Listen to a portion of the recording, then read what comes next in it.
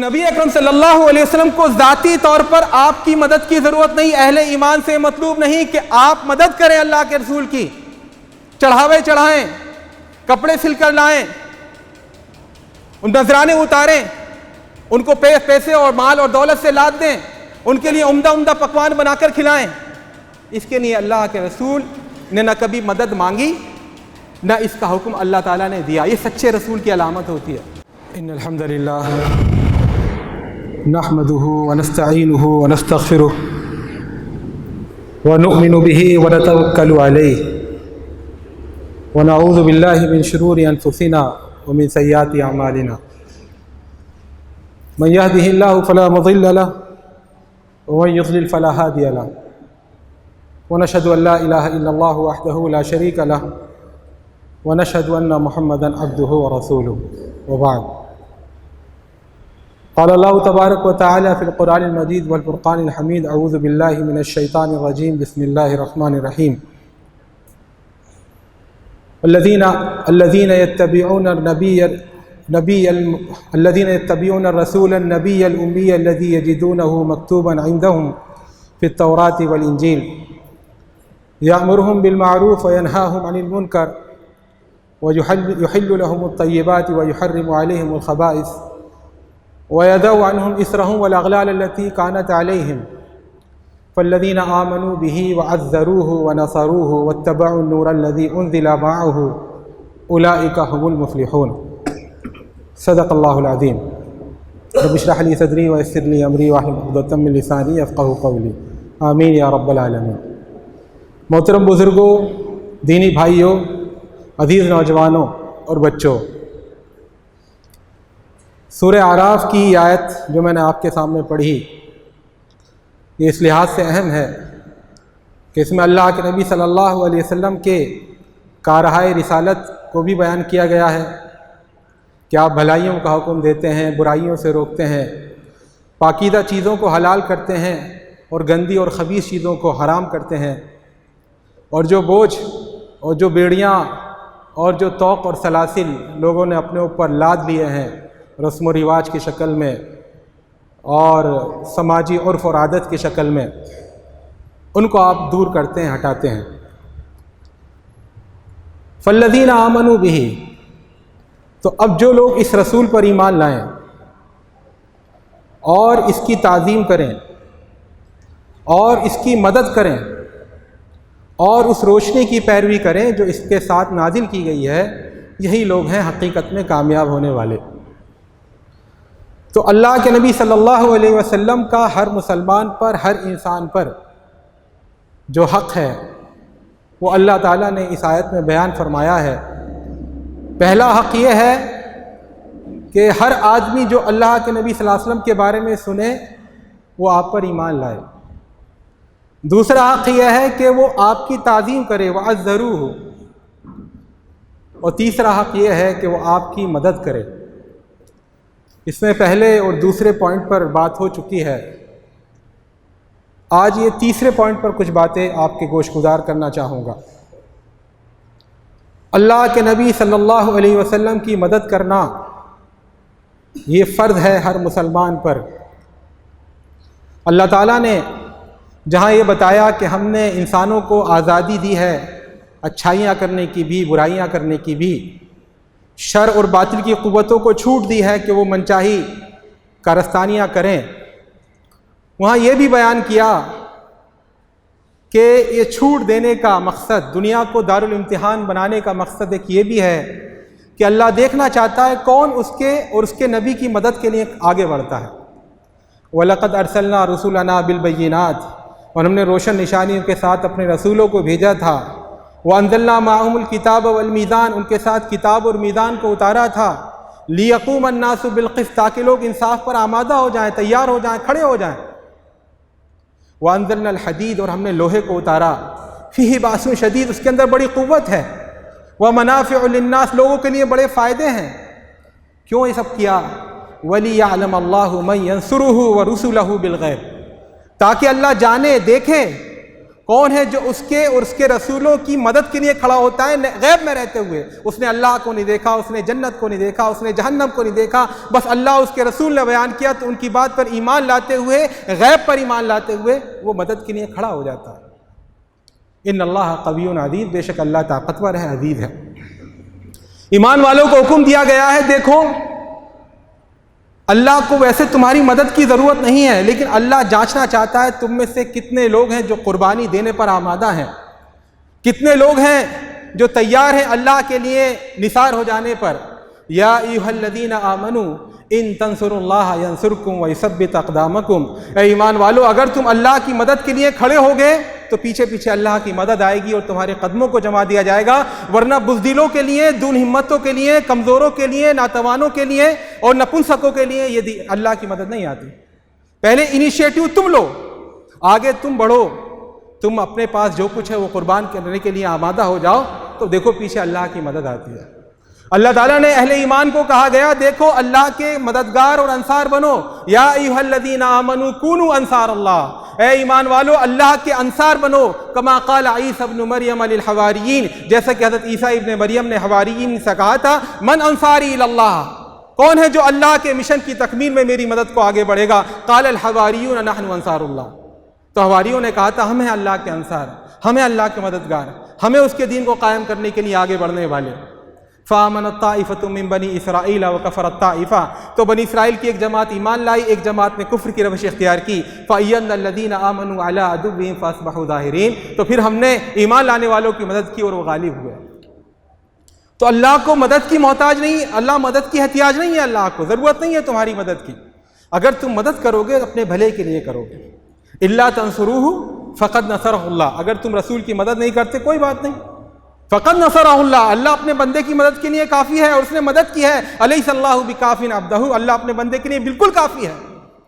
ثانی اثنین اذ ہما فی الغار، جب وہ دو میں کا دوسرا تھا اور غار میں وہ چھپے ہوئے تھے۔ اذ یقول لصاحبہ، جب وہ اپنے ساتھی سے کہہ رہا تھا لا تحزن، غم مت کرو، ان اللہ معنا، اللہ ہمارے ساتھ ہے۔ فانزل اللہ سکینتہ علیہ، تو اللہ تعالیٰ نے اپنے رسول پر سکینت نازل کی۔ وَأَيَّدَهُ بِجُنُودٍ لَمْ تَرَوْهَا، ایسے لشکروں سے اس کی مدد کی جو دکھائی نہیں دیے تمہیں۔ وَجَعَلَ كَلِمَةَ الَّذِينَ كَفَرُوا السُّفْلَىٰ، اور کافروں کی بات کو نیچے کر دیا۔ وَكَلِمَةُ اللَّهِ الْعُلْيَا، اور اللہ کا فیصلہ ہی غالب آنے والا ہے۔ وَاللَّهُ عَزِيزٌ حَكِيمٌ، اللہ عزیز اور حکیم ہے۔ وَالَّذِي أَيَّدَكَ بِنَصْرِهِ وَبِالْمُؤْمِنِينَ، وہی ہے جس نے اپنی مدد کے ذریعے آپ کی تائید فرمائی۔ تو اگر تم ایمان لاتے ہو، رسول کی تعظیم کرتے ہو، تو ایک حق یہ بھی ہے کہ تم اس کی مدد کے لیے آگے بڑھو۔ مدد، اللہ کے رسول کی مدد جو حق ہے ہمارے اوپر، کس کام میں مدد کرنا؟ ذاتی زندگی میں آپ کو ہماری مدد کی ضرورت ہے، آپ کا خرچہ ہم اٹھائیں، آپ کے اوپر چڑھاوے چڑھائیں، آپ کو فکر معاش سے بے فکر کر دیں، آپ کو پیسے اور دولت سے لاد دیں، تو میرے بھائیو، دوستو اور ساتھیو، اللہ کے رسول کو ذاتی زندگی میں آپ کی مدد کی کوئی ضرورت نہیں تھی، اور آپ نے کبھی کسی مسلمان سے اپنی ذات کے لیے کبھی مدد نہیں لی، جس طرح آپ نے اپنی ذات کے لیے کبھی انتقام نہیں لیا، اس لیے اپنی ذات کے لیے کبھی کوئی فائدہ نہیں اٹھایا، کبھی نہیں۔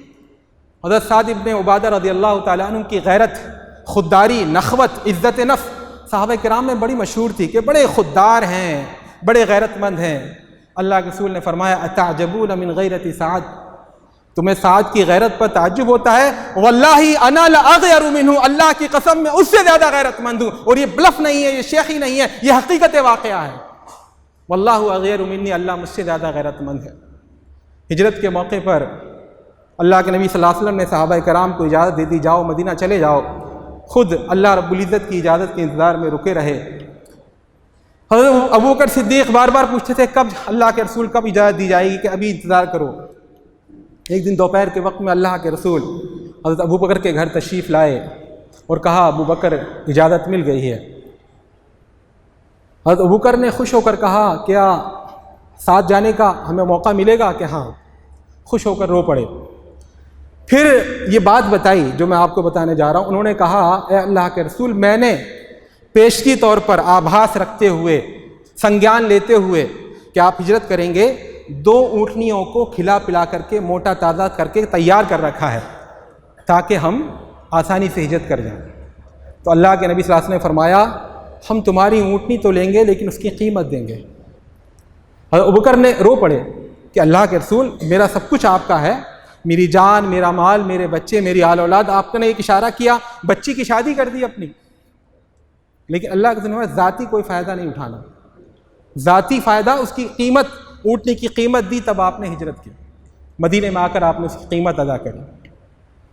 عام طور پر آتا ہے کہ نبی اکرم صلی اللہ علیہ وسلم کی جب وفات ہوئی تو آپ کی زرہ یہودی کے ہاں رکھی تھی۔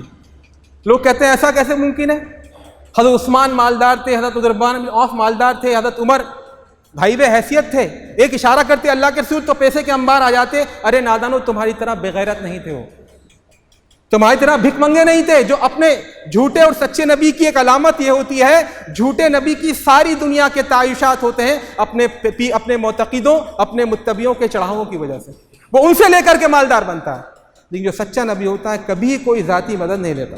مات رسول اللہ صلی اللہ علیہ وسلم، اللہ کے رسول کی وفات ہوئی، ولم یترک دینارا ولا درہما، نہ دینار چھوڑی پیچھے ایک، نہ درہم ایک پیچھے چھوڑی، ولا عبدا ولا ولیدتا، نہ کوئی غلام چھوڑا نہ کوئی باندی چھوڑی، ومات وترک درعہ مرہونتا عند یہودی علی 30 صاع من شعیر۔ وفات اس حال میں ہوئی کہ آپ کی زرہ ایک یہودی کے ہاں 30 صاع جو پر رہن رکھی ہوئی تھی۔ یہ نبی اکرم صلی اللہ علیہ وسلم کا معاملہ۔ تو نبی اکرم صلی اللہ علیہ وسلم کو ذاتی طور پر آپ کی مدد کی ضرورت نہیں، اہل ایمان سے مطلوب نہیں کہ آپ مدد کریں اللہ کے رسول کی، چڑھاوے چڑھائیں، کپڑے سل کر لائیں، ان نذرانے اتاریں، ان کو پیسے اور مال اور دولت سے لاد دیں، ان کے لیے عمدہ عمدہ پکوان بنا کر کھلائیں۔ اس کے لیے اللہ کے رسول نے نہ کبھی مدد مانگی، نہ اس کا حکم اللہ تعالیٰ نے دیا۔ یہ سچے رسول کی علامت ہوتی ہے۔ جھوٹے جو پیر ہوتے ہیں، جو بابا جی ہوتے ہیں، جو جھوٹے بھگوان بنے ہوتے ہیں، آپ دیکھیں ان کی ساری خدائی کا مایا جال ان کے بھکتوں کی داد و دہشت پر، ان کے بھکتوں کی نوازشات پر چلتا ہے، لیکن سچا نبی کبھی نہیں مانگتا۔ پھر کس معاملے میں مدد کی ضرورت ہے؟ مدد کی ضرورت ہے جو اہل ایمان پر فرض ہے نبی کی مدد کرنا، اس مدد کی ضرورت ہے دین کے کام میں، دین کی تکمیل کے کام میں، دین کے قیام کے کام میں، دین کے نفاذ کی کوششوں میں مدد مطلوب ہے ایمان والوں سے۔ اللہ کے نبی صلی اللہ علیہ وسلم کو کہا گیا یا ایھا النبی انا ارسلناک شاہدا ومبشرا ونذیرا، آپ شاہد ہیں، گواہ ہیں، آپ جو ایمان لاتے ہیں ان کے لیے بشارت دینے والے ہیں، جو نافرمان ہوتے ہیں ان کو آپ ڈرانے والے ہیں، وسراجا منیرا، آپ سراج منیر ہیں، داعیا الی اللہ ہیں۔ لیکن یہ سب اوصاف قرآن کریم میں دیگر انبیاء کے لیے بھی استعمال ہوئے ہیں۔ حضرت موسیٰ علیہ السلام بھی بشیر ہیں، نذیر ہیں، داعی الی اللہ ہیں، حضرت عیسیٰ علیہ السلام کی بھی یہ حیثیت ہے۔ لیکن نبی اکرم صلی اللہ علیہ وسلم کی ایک حیثیت قرآن کریم میں 3 بار بیان ہوئی ہے، اور یہ حیثیت صرف اور صرف نبی اکرم صلی اللہ علیہ وسلم کے بارے میں بیان ہوئی ہے، پچھلے کسی نبی کے بارے میں یہ الفاظ قرآن میں ذکر نہیں ہوئے۔ سورہ توبہ میں، سورہ فتح میں، سورہ صف میں فرمایا گیا هو الذی ارسل رسولہ بالہدی، وہی ہے جس نے اپنے رسول کو نظام ہدایت کے ساتھ بھیجا ہے، ودین الحق، اور دین حق کے ساتھ بھیجا ہے، لیظہرہ علی الدین کلہ، تاکہ وہ تمام آدمیان باطلہ پر اس دین حق کو غالب کر دے۔ یہ وہ مشن تھا، this was the mission appointed for prophet Muhammad صلی اللہ علیہ وسلم۔ یہ وہ ٹاسک تھا جو آپ کے لیے اسائن کیا گیا تھا، یہ وہ کام تھا جو آپ کو دیا گیا تھا کہ آپ کو اظہار دین کرنا ہے، دین اقامت دین کرنا ہے، دین کو قائم کر کے دکھانا ہے۔ آپ خاتم الانبیاء ہیں، آپ کے بعد اب کوئی دوسرا نبی نہیں آئے گا، تو ایک بار عملی زندگی میں اسلامی نظام کے مطابق سماج اور سوسائٹی کیسے بنتی ہے ایسا نمونہ کھڑا کر کے دکھانا، یہ آپ کا کام تھا۔ اور یہ کام پچھلے کسی انبیاء کے حوالے سے اللہ رب العزت نے قرآن میں ذکر نہیں کیا، یہ آپ کا خاص کام تھا۔ اس کام کے لیے مدد مطلوب تھی۔ اللہ کے رسول ارشاد فرماتے ہیں ان اللہ زوی لی الارض، اللہ تعالیٰ نے زمین کو میرے لیے سکیڑ دیا، فرأیت مشارقہا و مغاربہا، میں نے زمین کے مشرق اور مغرب کو دیکھا، وَإِنَّ أُمَّتِي سَيَبْلُغُ مُلْكُهَا، ما ذوی علی منہا، اور میری امت کا اقتدار اور میری امت کی بالادستی وہاں تک پہنچ جائے گی جہاں تک یہ زمین مجھے دکھائی گئی تھی۔ اللہ کے رسول صلی اللہ علیہ وسلم سے کسی نے مکہ میں کہا بڑی پریشانیاں ہیں، بڑی آزمائشیں ہیں، آپ دعا فرمائیے آسانی ہو جائے، تو آپ ناراض ہوئے، غصہ ہو گئے، کہا پچھلی امتوں پر کیا کیا آزمائشیں نہیں آئی ہیں، ان میں سے کسی نے شکایت نہیں کی اور تم شکایت کرنے آ گئے۔ واللہ لا یتمن اللہ ھذا الامر حتی لا یسیر الراکب من صنعاء الى حضرموت لا یخاف الا اللہ والذئب علی غنمہ ولکنکم تستعجلون۔ اللہ کی قسم ایسا وقت آئے گا کہ ایک اکیلا چلنے والا صنعاء سے حضرموت تک چلے گا اور اسے اللہ کے علاوہ کسی کا خوف نہیں ہوگا، یا پھر وہ اپنی بکریوں کے بارے میں کسی بھیڑیے کے بارے کے تعلق سے فکر مند ہوگا، مگر تم جلدی کر رہے ہو، تم جلدی مچا رہے ہو۔ لا یبلغن ھذا الامر، یہ معاملہ پہنچ کر رہے گا ما بلغ اللیل والنہار، جہاں بھی دن اور رات آتے ہیں وہاں تک یہ دین غالب ہو کر رہے گا۔ ولا یترک اللہ بیت مبر ولا مدر الا ادخلہ ھذا الدین، اور دنیا میں کوئی اینٹ گارے سے بنا ہوا گھر یا کوئی بالوں سے اور کھال سے بنا ہوا خیمہ ایسا نہیں ہوگا جس میں اللہ تعالیٰ اس دین کو داخل نہ کر دے۔ بعز عزیز و بذل ذلیل، عزت دار کی عزت کے باوجود اور ذلیل کی ذلت کے باوجود۔ عزاً یعز اللہ بہ الاسلام واہلہ، اس دن عزت ہوگی، اللہ تعالیٰ اہل اسلام اور اسلام کو عزت دے گا، ان کو سرفراز کرے گا، اور ذلت ہوگی باطل پرستوں کے لیے، شر کے طرفداروں کے لیے، شر کے حمایتیوں کے لیے۔ تو میرے بھائیوں، دوستوں اور ساتھیوں، یہ وہ کام ہے جس کے لیے اللہ کے رسول صلی اللہ علیہ وسلم کو مدد مطلوب تھی اہل ایمان کی، جس کے سلسلے میں اللہ تعالیٰ نے ہمیں حکم دیا ہے کہ رسول کی مدد کرو۔ اور اس زمانے میں بھی عقل مندوں کی کمی نہیں تھی، فردانوں کی کمی نہیں تھی، مفاد پرستوں اور سمجھنے والوں کی کمی نہیں تھی۔ روایتوں میں آتا ہے کہ بنو عامر قبیلے کے سردار فراس بن بحیرہ نے اللہ کے رسول کی دعوت پر لبیک کہتے ہوئے کہا کہ ہم مسلمان ہونے کو تیار ہیں، آپ کا ساتھ دینے کو تیار ہیں، آپ کی مدد کرنے کے لیے تیار ہیں، مگر ایک کنڈیشن ہے، ایک شرط ہے۔ کیا؟ کہ آپ کے بعد جو بادشاہت اور اقتدار ہوگا وہ ہمیں ملے گا۔ تو آپ نے فرمایا واللہ اگر اللہ کے رسول جھوٹے نبی ہوتے یہاں کچھ نہ کچھ ڈپلومیسی کرتے، کچھ نہ کچھ آٹھانہ بارانہ ہوتا۔ ایک وقت کا نبی جو سچا ہوتا ہے وہ اکیلا کھڑا رہتا ہے لیکن کبھی سمجھوتا نہیں کرتا باطل کے ساتھ۔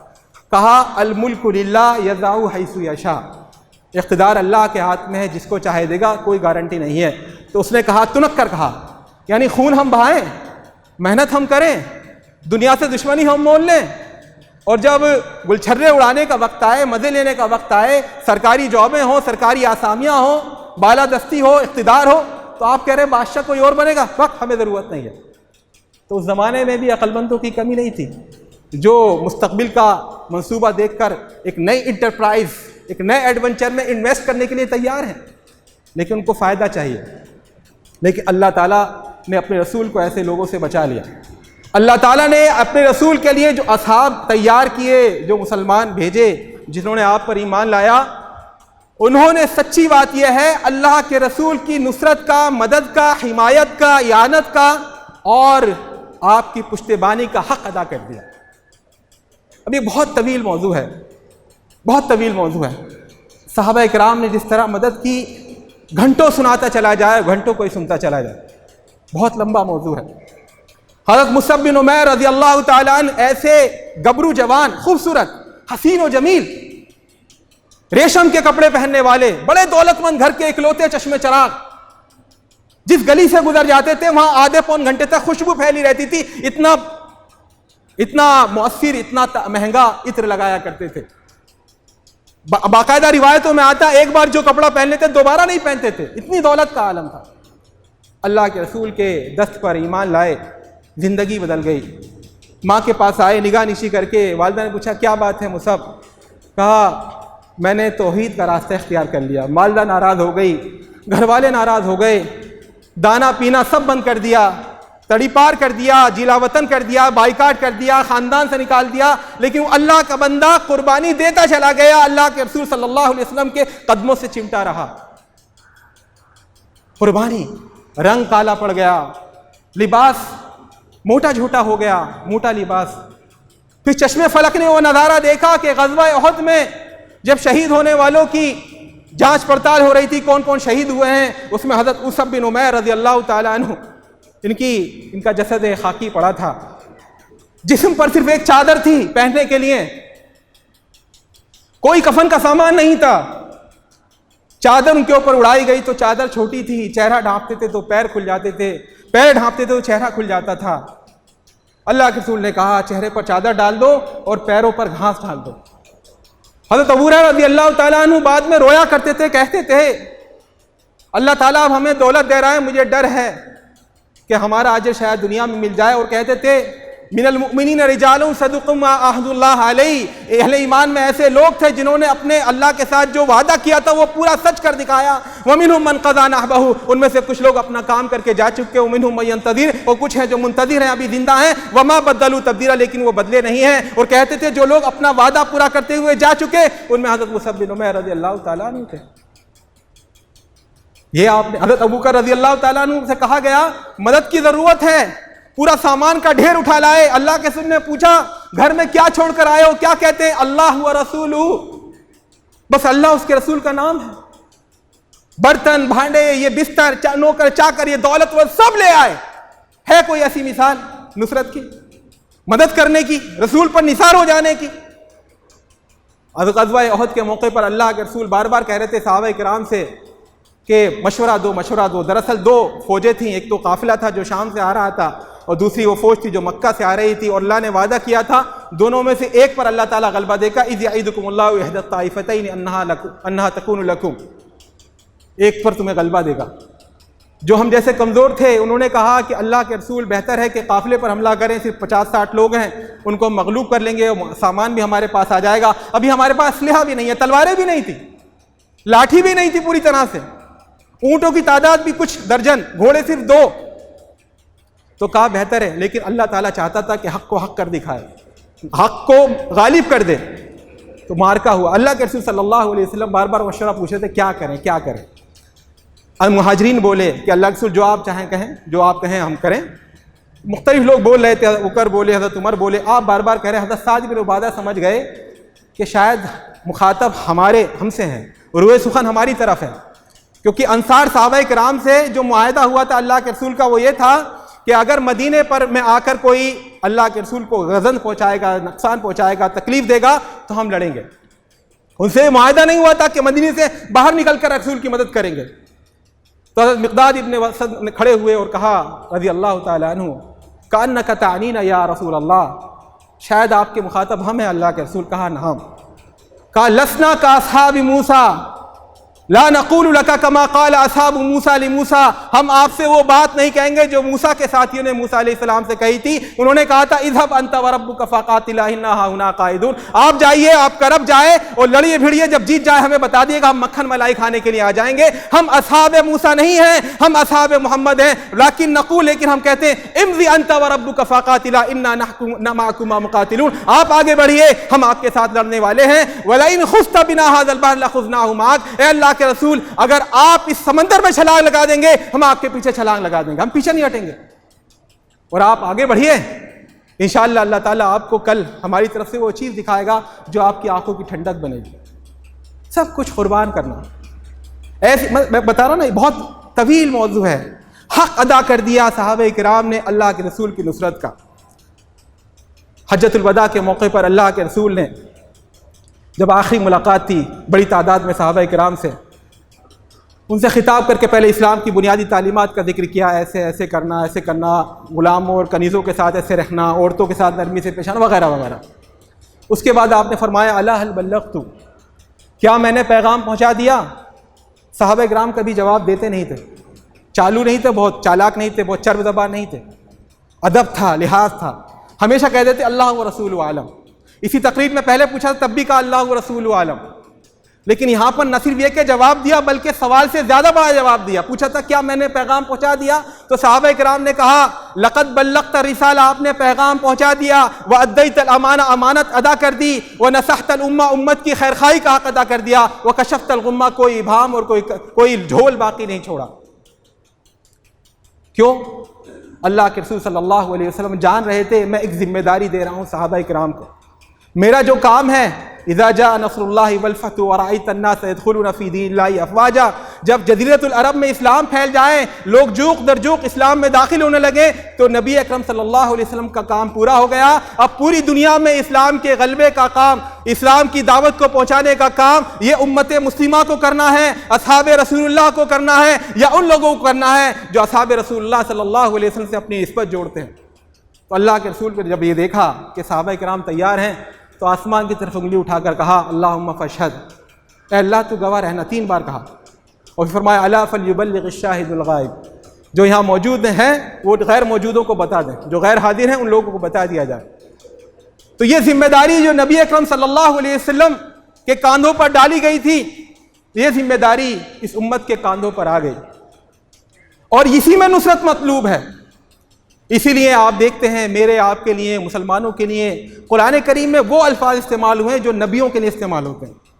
کنتم خیر امت اخرجت للناس، تم بہترین امت ہو جو لوگوں کے فائدے کے لیے نکالی گئی ہو۔ تأمرون بالمعروف، بھلائی کا کام دیتے ہو جیسے رسول تمہارے دیتے تھے، بھلائی کا حکم دیتے ہو۔ وتنہون عن المنکر، برائیوں سے روکتے ہو جیسے کہ تمہارے رسول روکتے تھے۔ وتؤمنون باللہ، اس دنیا میں کفر و الحاد سے بھری اس دنیا میں تم ایمان کے دعوے دار ہو، تم ایمان کا نمونہ ہو۔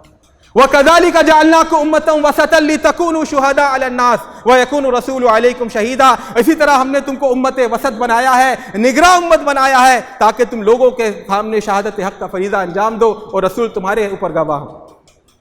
اللہ کے نبی صلی اللہ علیہ وسلم نے امت کو مخاطب کر کے کہا انکم بعثتم میسرین، دیکھو کان کھول کر سن لو، تم مبعوث کیے گئے ہو آسانیاں پیدا کرنے کے لیے، ولم تبعثوا معسرین، اور پریشانیاں پیدا کرنے کے لیے تم نہیں بھیجے گئے ہو۔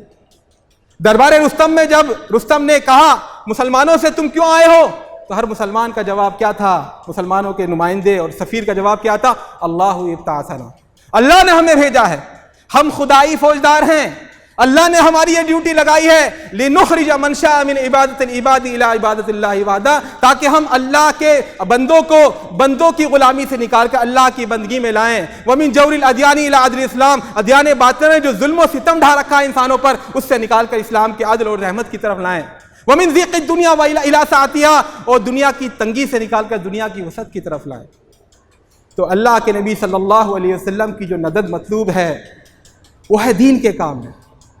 ہر مسلمان کے اوپر جو 4 حقوق نبی اکرم صلی اللہ علیہ وسلم کے عائد ہوتے ہیں، وہ ہے کہ آپ پر ایمان لایا جائے، وہ یہ ہے کہ آپ کی تعظیم کی جائے، اور وہ یہ ہے کہ جس مشن کے لیے آپ نے اپنی جان کو ڈیڈیکیٹ کر دیا تھا، جس کام کے لیے آپ نے اپنی زندگی لگا دی تھی، اس کام کے اپنے ذمہ داری سمجھیں، اس کام میں اپنی صلاحیتیں لگائیں۔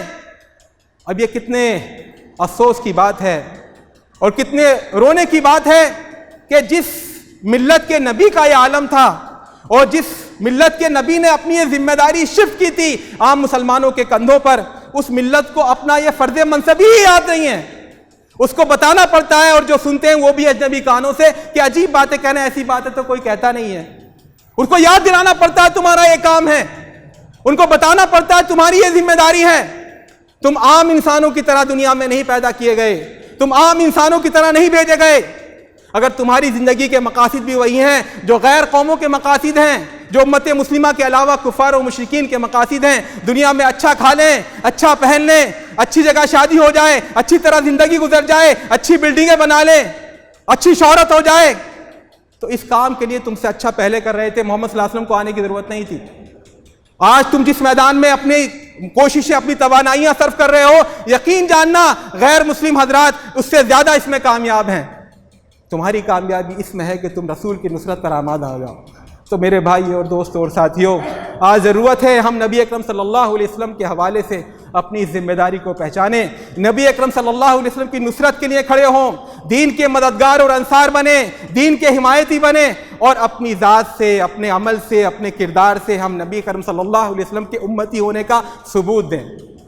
میرے بھائی اور دوستوں ساتھیوں، آج ضرورت ہے، یہ ربیع الاول کا مہینہ ہمارے سروں پر سایہ فگن ہے، آج ضرورت ہے ہم نبی اکرم صلی اللہ علیہ وسلم کی سیرت کا اپنے اندر استحضار کریں، اسے یاد کریں اور ان کے جیسا بننے کی کوشش کریں۔ ہمیں تمہاری غلامی پہ فخر ہے، لیکن بھلا دیا ہے غلامی کا مدعا کیا ہے۔ وفا کو ایک تصور بنا لیا ہم نے، ہمیں شعور نہیں مقصد وفا کیا ہے۔ طلب تصور منزل سے ہو چکی محروم، خود اپنی سمت سفر بھی ہمیں نہیں معلوم۔ اقول قولی ھذا واستغفر اللہ لی ولکم ولسائر المسلمین فاستغفروہ انہ هو الغفور الرحیم۔